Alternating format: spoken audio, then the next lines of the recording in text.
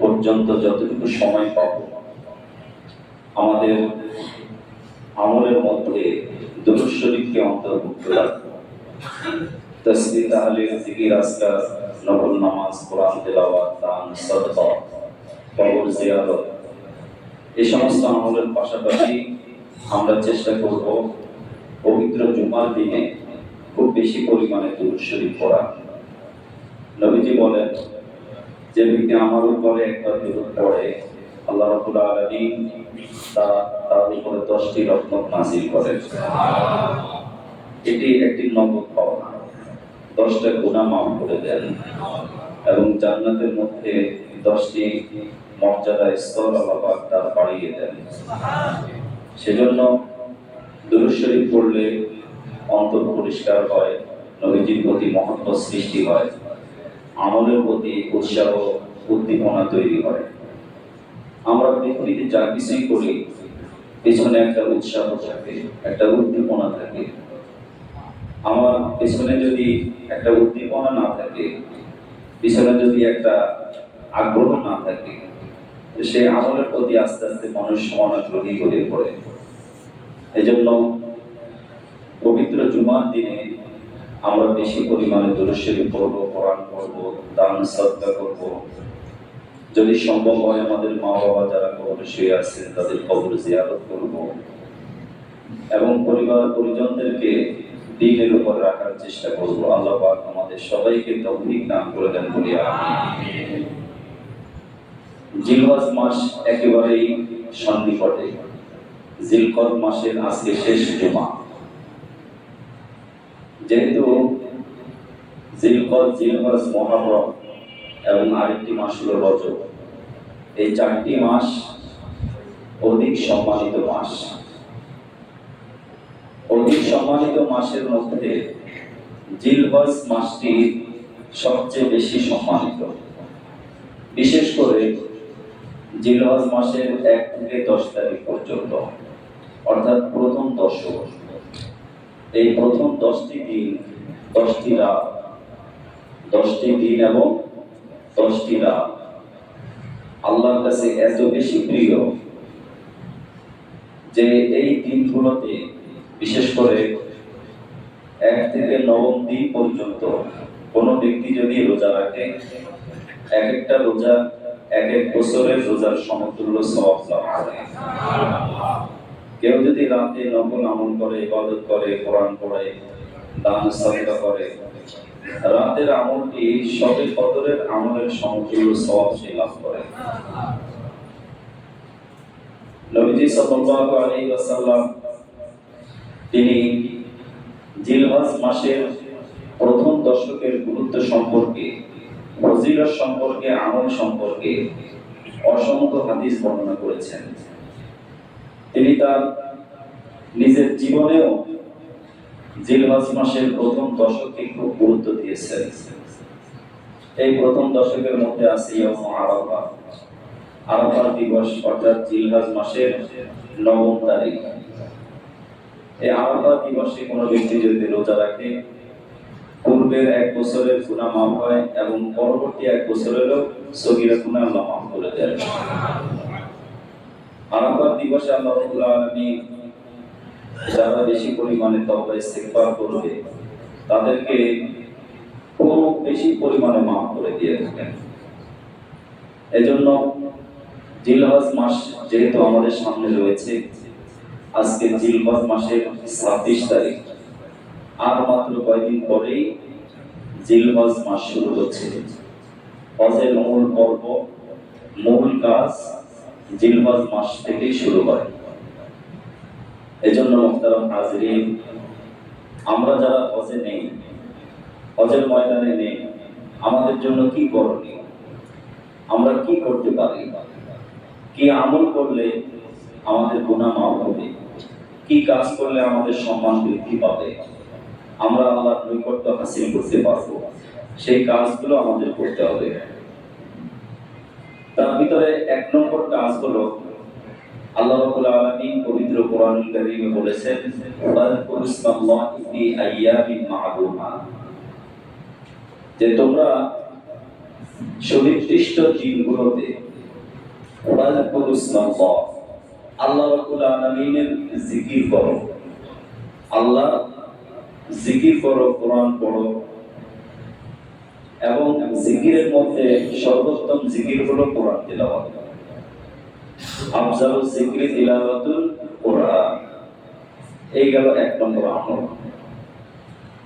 দ্বিতীয় নম্বর আমল হলো নবীজি সাল্লাল্লাহু আলাইহি সাল্লাম বলেন, যেহেতু এই দিনগুলো এত ফজিলতের, এই রাতগুলো এত ফজিলতের, এত মর্যাদা, এজন্য ওয়া আকসিরু ফিহা তাসবিহ ওয়া তাহলিল ওয়া তাকবীর ওয়া তাহমিদ। নবীজি চারটি জিকিরের কথা বলেন। ওয়া আকসিরু ফিহা তাসবিহ, জিলহজ মাস আসার সাথে সাথে তোমরা বেশি পরিমাণে, অধিক পরিমাণে তাসবিহ পড়ো। কোরআনুল কারীম আল্লাহ রাব্বুল আলামিন তাসবিহ পড়তে বলেছেন। পৃথিবীতে যত প্রাণী আছে, আমরা যত প্রাণীর নাম জানি অথবা না জানি, আল্লাহ সৃষ্টিকুলের সকল সৃষ্টি ইচ্ছায় অনিচ্ছায় আল্লাহ রাব্বুল আলামিনের তাসবিহ পড়ে। সুবহানাল্লাহ। সাবহানা লিল্লাহি মা ফিস সামাওয়াতি ওয়াল আরদি। কোরআন শরীফে আল্লাহ রাব্বুল আলামিন এরকম কয়েকটি সূরা সূচনাতেই বলেছেন ইউসাব্বিহু লিল্লাহ, সাবহানা লিল্লাহ, অর্থাৎ আল্লাহর জন্যই তাসবিহ পড়ে আকাশে এবং জমিনে যত মাখলুক রয়েছে, সমস্ত মাখলুক আল্লাহ রাব্বুল আলামিনের গুণগান গায়। সুবহানাল্লাহ। আল্লাহ পাক আমাদেরকে বোঝাচ্ছেন, আমার গুণকীর্তন যে তারা করে, তোমরা হয়তো অনেকে বুঝতে পারো, অনেকে বুঝো না। যদি না বোঝো তাহলে এটা ধরে নিও, যেহেতু আমি আল্লাহ বলেছি, তার কণ্ঠে যা কিছু উচ্চারিত হোক, সে হয়তো পিউ পিউ বলছে, অথবা হাম্বা হাম্বা বলছে, অথবা অন্য কোনো শব্দ তার মুখ থেকে উচ্চারিত হচ্ছে, আসলে সে কিন্তু ওই হাম্বা হাম্বা পিউ পিউ বলে না, সে কিন্তু আল্লাহ আল্লাহই বলে। সুবহানাল্লাহি ওয়া বিহামদিহি। এমনকি একজন কবি, তিনি, আমরা যে ঘড়ি দেখি, এই ঘড়িতে একটা শব্দ হয়, শব্দটা কি? ঠিক ঠিক ঠিক, একটা শব্দ হয় কি হয়? তিনি বলেছেন, জারাস হাতাম বাবুয়া আল্লাহু নাটন টন টন নাটন টন টন নাটু। তিনি ঘড়ির আওয়াজকে বলেছেন, এই ঘড়িটা সবসময় আল্লাহু আল্লাহুই বলে, সে কিন্তু টু টু টিক টিক বলে না। তার এই শব্দের মধ্যে আল্লাহ রাব্বুল আলামিন শুনতে পান, সে তার তাসবিহ করছে। সুবহানাল্লাহ। যেহেতু আল্লাহ তাআলা কোরআনে বলেছেন, এটা আমাদেরকে বিশ্বাস করতেই হবে। পৃথিবীতে জলে, স্থলে এবং আকাশে, পাহাড়ে, পর্বতে, নদ নদীতে, সাগর মহাসাগরে যত প্রাণী আছে, যত মাখলুক আছে, সমস্ত মাখলুক আল্লাহ রাব্বুল আলামিনের তাসবিহ করে। সুবহানাল্লাহ। তো আকসিরু ফিহা তাসবিহ, বেশি পরিমাণে আমরা তাসবিহ করব। সবাই পড়ি সুবহানাল্লাহি ওয়া বিহামদিহি সুবহানাল্লাহি আযীম। সবাই পড়ি সুবহানাল্লাহি ওয়া বিহামদিহি সুবহানাল্লাহি আযীম। সুবহানাল্লাহি ওয়া বিহামদিহি সুবহানাল্লাহি আযীম। এটি বুখারী শরীফের হাদিস। বুখারী শরীফের একেবারে সর্বশেষ হাদিস। যে দুটি কালিমা এমন রয়েছে, যে কালিমা দুটি উচ্চারণে খুবই সহজ, জবানে পড়তে তেমন কষ্ট হয় না, কিন্তু এটা যদি ওজন দেওয়া হয়, আমলের পাল্লায় অনেক ভারী হবে। সেই দুটি কালিমার একটি হলো সুবহানাল্লাহি ওয়া বিহামদিহি। সবাই বলি সুবহানাল্লাহি ওয়া বিহামদিহি সুবহানাল্লাহিল আযীম।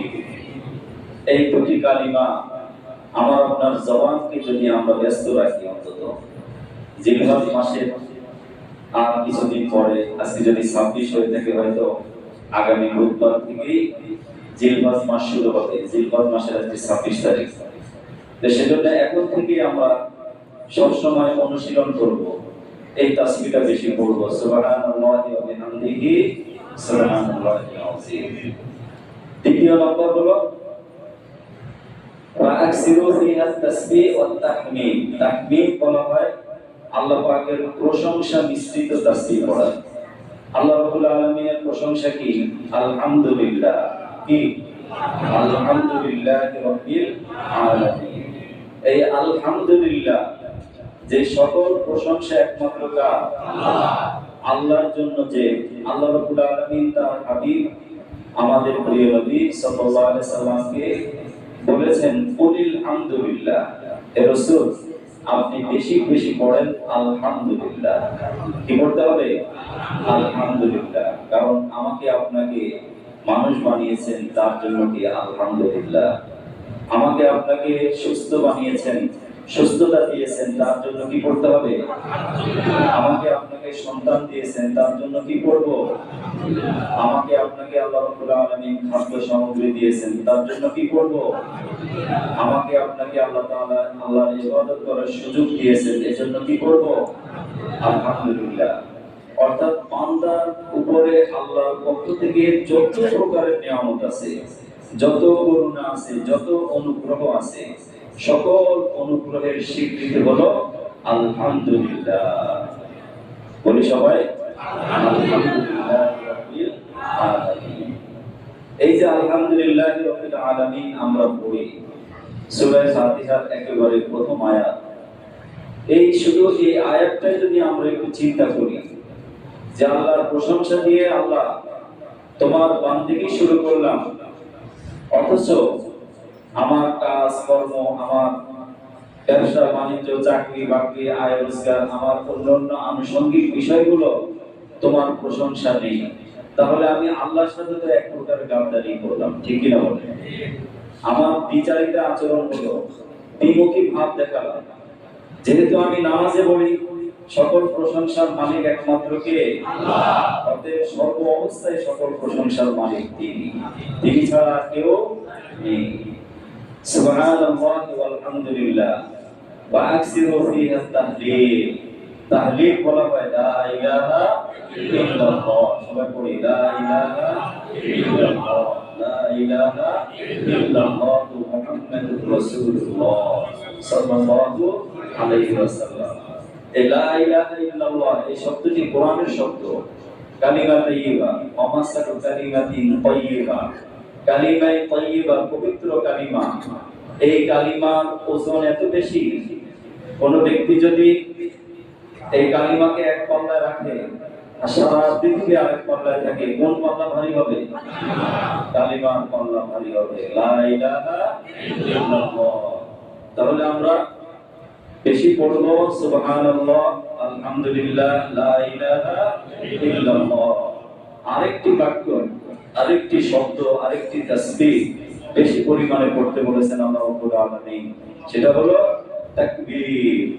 তাকবীর বলা হয় যে আল্লাহ রাব্বুল আলামিনের শ্রেষ্ঠত্ব, আল্লাহ রাব্বুল আলামিনের বড়ত্ব, এটা আমরা জবানে স্বীকৃতি দেওয়া। আল্লাহু আকবার। সবাই পড়ি আল্লাহু আকবার। তাহলে আমরা যদি একসাথে পড়ি, একসাথে এভাবে বলতে পারি সুবহানাল্লাহি ওয়ালহামদুলিল্লাহি ওয়া লা ইলাহা ইল্লাল্লাহ আল্লাহু আকবার। সুবহানাল্লাহি ওয়ালহামদুলিল্লাহি ওয়া লা ইলাহা ইল্লাল্লাহ আল্লাহু আকবার। এই গেল 2 নম্বর আমল। 3 নম্বর আমল জিলহজ মাসের, যেটি কোরআনে আল্লাহ রাব্বুল আলামিন বলেছেন ফালা তাসলিমু ফীহিন্না আনফুসাকুম, যে আশহুরুল হুরুম মর্যাদাশীল 4টি মাসের অন্যতম মাস যেহেতু জিলহজ মাস। এই জিলহজ মাসে তোমরা নিজেদের উপরে কোনো জুলুম করো না, নিজেদের উপরে কোনো অবিচার করো না। নিজের উপরে সবচেয়ে বড় অবিচার হলো আল্লাহ রাব্বুল আলামিনের হুকুমের অবাধ্য হওয়াটাই সবচেয়ে বড় অবিচার। আমি আমার নিজের উপরে জুলুম করলাম, আল্লাহর হুকুম মানি নাই, এটি আমার নিজের আমি ক্ষতি করলাম, ঠিক কিনা বলেন? আমার নিজের জন্য আমি নামাজ আদায় করছি, আমার নিজের উপকারের জন্য, আমার নিজের আখিরাতের সফলতার জন্য আমি ইবাদত বন্দেগী করছি। এজন্য আল্লাহ রাব্বুল আলামিন বিশেষভাবে বলে দিয়েছেন যে জিলহজ মাস, জিলকদ মাস, মুহররম মাস, রজব মাস, বিশেষ করে জিলহজ মাসে ফালা তাজলিমু ফীহিন্না আনফুসাকুম, কখনো নিজেদের উপরে অন্যায় করে, আল্লাহ অবাধ্য হয়ে, শয়তানের আনুগত্য করে জুলুম করো না। শয়তানের কথা শুনে নিজের উপর জুলুম করা যাবে না। যদি আমরা শয়তানের কথা মেনে আল্লাহর ইবাদত থেকে দূরে থাকি, তাহলে প্রকারান্তরে আমার আপনার নিজের উপরে আমি জুলুম করলাম, ঠিক কি না বলেন? এই গেল কয় নম্বর আমল? 3 নম্বর আমল দিয়েছে। 4 নম্বর আমল হলো নবীজি সাল্লাল্লাহু আলাইহি সাল্লাম এই সময় খুব বেশি পরিমাণে বেশি পরিমাণে ইবাদত করতেন, ইবাদতে খুব বেশি মনোযোগ দিতেন। যেহেতু এই সময়টা আল্লাহর ঘরে আল্লাহর মেহমানরা রয়েছেন, হাজী সাহেবরা মক্কাতে আছেন, মদিনাতে আছেন, তাওয়াফে আছেন, সাঈতে আছেন, তারা তাদের জবানে লব্বাইক আল্লাহুম্মা লব্বাইক বলে আল্লাহ রাব্বুল আলামিনকে কি করছেন? প্রশংসা করছেন। অতএব তাদের প্রত্যেকটা কদমে কদমে যেরকম নেকি হয়, প্রত্যেকটা তাসবিহ যেমন নেকি হয়, আল্লাহ রাব্বুল আলামিন চান যে আমার ওই সমস্ত বান্দারাও তাদের সমতুল্য নেকি অর্জন করুক। তারা যেন তাদের থেকে কোনোভাবে একটু কম না যাক, অন্তত তাদের সমান সমান নেকি যেন অন্যান্য বান্দারাও লাভ করুক। এজন্য বেশি পরিমাণে ইবাদত বন্দেগী বাড়ায় নিতে হবে। আর ইবাদত বন্দেগীর মধ্যে যেটা 2 প্রকার, একটা হলো আল্লাহর হক, আর একটা কি বান্দার হক। বান্দার হকের ব্যাপারে আমরা অনেকে উদাসীন, আল্লাহর হকের ব্যাপারে খুবই যত্নবান। আল্লাহর হক যেমন যত্ন সহকারে আদায় করব, ঠিক বান্দার হকটাও আমরা আমাদের যতটুকু আল্লাহ রাব্বুল আলামিন দায়িত্ব দিয়েছেন এই অনুযায়ী বান্দার হকের ব্যাপারে আমরা সচেষ্ট থাকবো, যত্নবান থাকবো। এই ব্যাপারেও আমরা খুব সজাগ থাকবো। কোনো অবস্থাতেই যেন আমার সন্তানের হক, আমার স্ত্রীর হক, আমার প্রতিবেশীর হক, আমার সহপাঠীর হক, আমার সহকর্মীর হক, রাস্তায় যিনি হাঁটছেন তার হক, এক কথায় জন্ম থেকে মৃত্যু পর্যন্ত আমার বৈষয়িক কর্মজীবনে যত প্রকার হক রয়েছে, বিশেষ করে বান্দার সাথে সংশ্লিষ্ট সকল হকগুলো যথাযথভাবে আদায় করতে হবে।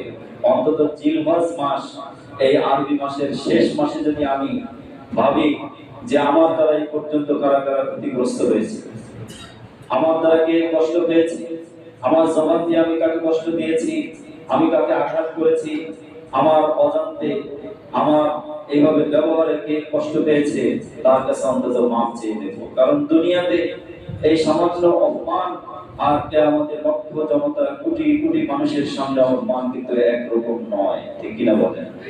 সেখানে লক্ষ কোটি মানুষ দেখবে একজন অপমানিত হচ্ছে, তার পাশে এসে দাঁড়ানোর মতো কেউই থাকবে না।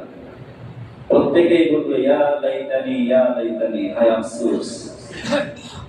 সহপাঠী যদি ভালো না হয়, সে বন্ধু কিয়ামতের দিন আল্লাহ রাব্বুল আলামিনের কাছে আফসোস করে বলতে থাকবে ইয়া লাইতানি মাত্তাখাযতু মা'আর রাসূলি সাবিলা, হায় আফসোস আমার জন্য, আজকে আমার এই করুণ পরিণতি। তার কারণ হলো আমি দুনিয়াতে এমন মানুষকে আমার বন্ধু বানিয়েছিলাম, আমার সহপাঠী বানিয়েছিলাম, যাকে দেখলে তোমার কথা মনে হতো না, তাকে দেখলে আল্লাহর বিধান কথা মনে হতো না, তাকে দেখলে দ্বীনের প্রতি আমার কোনো আগ্রহ জন্মাতো না, তাকে দেখলে আমার বরঞ্চ অপরাধের দিকে আমার মনটা ধাবিত হতো।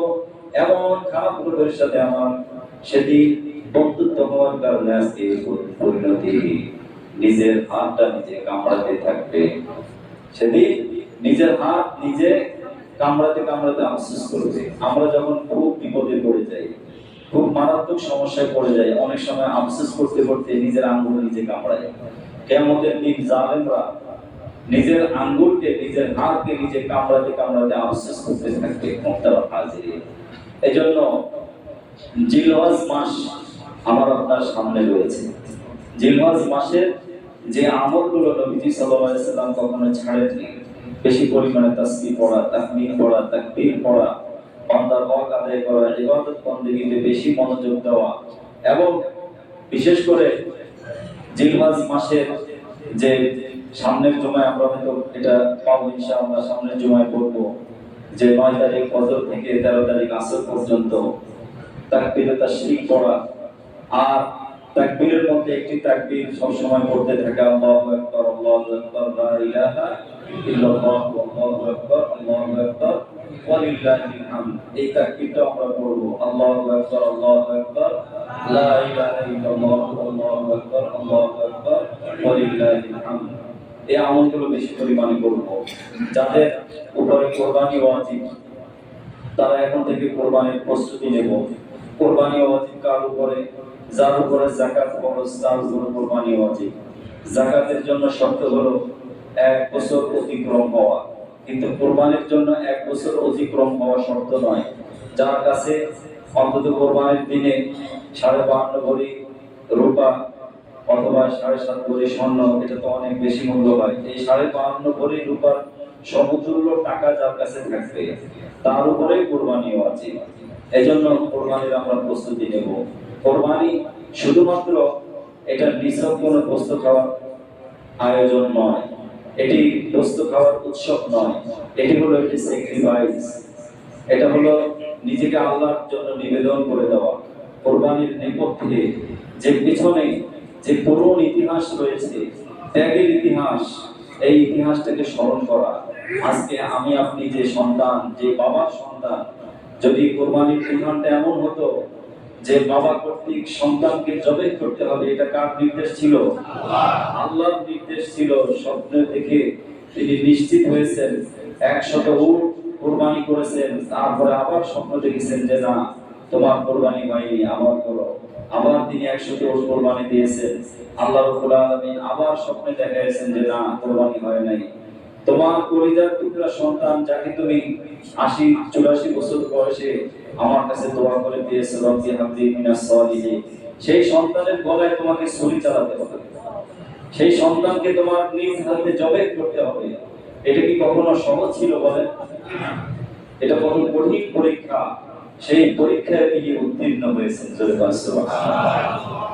তিনি আল্লাহ রাব্বুল আলামিনের কাছে সকল বিষয়গুলো প্রশ্ন করে করে জেনে নিয়েছেন। আমাদের জাতির পিতা, যিনি প্রকৃত অর্থে জাতির পিতা, হযরত ইব্রাহিম আলাইহিস সালাম, মানুষ মৃত্যুর পরে কিভাবে জীবিত হবে, কিভাবে তার হিসাব নেওয়া হবে, তিনি বলেছেন যে আল্লাহ, আমি একটু জানতে চাই, আমি একটু দেখতে চাই, আমাকে আপনি একটু বলে দেন। রব্বি আরিনি কাইফা তুহয়িল মাউতা, যে কিভাবে মৃত ব্যক্তিকে আবার জীবিত করা হবে, মৃত্যুকে আবার জীবিত করে তার হিসাব নেওয়া হবে, এটা আমার বুঝে আসে না। আল্লাহ রাব্বুল আলামিন তার খলিলকে বললেন, আওয়ালা তুমিন, তুমি কি ঈমান আনো না? তোমার কি বিশ্বাস নেই যে আমি আল্লাহ রাব্বুল আলামিন এটা করতে পারি? এই বিশ্বাস কি তোমার নেই? তিনি বলেছেন, বাবা, অবশ্যই আমার বিশ্বাস আছে, অবশ্যই আমি এটাই করি, আপনি এটা অবশ্যই পারবেন। তারপরে আমার সান্ত্বনার জন্য, আমার ইতমিনানের জন্য, আমার মনে যেন একটু সান্ত্বনা পাই, আমি যেন বুঝতে পারি যে আল্লাহ রাব্বুল আলামিন ঠিক এই পদ্ধতিতেই মৃতকে আবার জীবিত করবেন। আল্লাহ রাব্বুল আলামিন তাকে বললেন যে 4টা পাখি টুকরা টুকরা করে 4টা পাহাড়ের উপর রেখে আসো, তারপরে তুমি আল্লাহর নাম নিয়ে ওই 4টা পাখিকে ডাক দাও, দেখবে তারা পাখিগুলো একেবারে সুবিন্যস্ত হয়ে জীবিত হয়ে আবার তোমার কাছে ফেরত আসবে। ঠিক যে আল্লাহ রাব্বুল আলামিন এটা পারেন, সে আল্লাহ তোমাকে মৃত্যুর পরে আবার জীবন দান করতে অবশ্যই পারেন। এজন্য মুহতারাম হাজিরিন, আমরা চেষ্টা করব জিলহজ মাসের চাঁদ উদয় হওয়ার আগে আমরা আরেকটি আমল করতে পারি। নবীজি বলেন, যে ব্যক্তি কোরবানি করার ইচ্ছা করে অথবা যে ব্যক্তি কোরবানি করবে না, তার জন্য যে জিলহজ মাসের চাঁদ উদয়ের আগে সে যেন তার নখ, হাতের নখ, পায়ের নখ, তারপরে কোমরের পশম, অবাঞ্ছিত পশমগুলো আগে যেন সে পরিষ্কার করে নেয়। জিলহজ মাস চাঁদ উদয় হওয়ার সাথে সাথে এগুলোকে যেন সে ছেড়ে দেয় অন্তত 10টা দিন পর্যন্ত। নবীজি বলেন এই কাজটি যে ব্যক্তি করবে আল্লাহ রাব্বুল আলামিন একটা কুরবানির সওয়াব তার আমলনামায় দান করে দিবেন। যার উপরে কুরবানি ওয়াজিব সেও করতে পারবে, যার উপরে কুরবানি ওয়াজিব নয় তার জন্য এই আমল রয়েছে। এজন্য আমরা একটু সতর্ক হয়ে যাই। আমাদের সন্তান, আমাদের পরিবার পরিজন, আমাদের ঘরে যারা রয়েছে সকলকে আমরা বলে দেই জিলহজ মাস সামনে রয়েছে, অতএব ফাজকুরু ফি ইসমাল্লাহি ফি আইয়ামিন মা'লুমাত, বেশি পরিমাণে এই দিনগুলোকে আল্লাহর তাসবিহ করতে হবে, জিকির করতে হবে। এরপরে দ্বিতীয়ত রোজা রাখার জন্য যদি সমর্থ হয় রোজা রাখবো। রাতের বেলায় চেষ্টা করবো অন্তত ফজর এশা যেন জামাত ছুটে না যায়, তাহাজ্জুদের নামাজের পাবন্দি হওয়া, কোরআন তিলাওয়াত করা, অন্যান্য আমলগুলো যেগুলো আমার আপনার ছুটে গেছে অন্তত এখন থেকে একটু নিজে একটা খাতায় হোক, নিজের অন্তর থেকে, নিজের দিমাগ থেকে আমরা একটা সাজিয়ে নেই জিলহজ মাসের প্রথম 10 দিন আমি এইভাবে কাটাবো। জীবনের হয়তো জিলহজ মাস আমার আপনার জীবনে আসতেও পারে, নাও আসতে পারে। জীবনের শেষ জিলহজ মাসের প্রথম 10 দিন হতে পারে, এটাই আমার হয়তো জীবনের শেষ 10 দিন হতে পারে। এজন্য আমরা এখন থেকে মাহে রমজানের আগে যেমন প্রস্তুতি নেই রমজানের জন্য, রোজা রাখার জন্য, জিলহজ মাসের এই প্রথম 10 দিনও আমরা ঠিক ইবাদতের জন্য প্রস্তুতি নিতে থাকবো। আর সকল আমলগুলো বৃদ্ধি করে দেব। আমাদের সন্তান, পরিবার পরিজন তাদেরকেও বলবো আল্লাহ রাব্বুল আলামিন যেন আমাদের সবাইকে জিলহজ মাসের ফজিলত, বরাকাত, রহমত আমাদের সবাইকে দান করে দেন বলি আমিন। আমরা যেন সুস্থতার সাথে বেশি বেশি নেক আমল করে জিলহজ মাসকে স্বাগতম জানাতে পারি। আল্লাহ রাব্বুল আলামিন আমাদের সবাইকে কবুল ও মঞ্জুর করে নেন, সবাই বলি আমিন। ওয়া আখিরু দাওয়ানা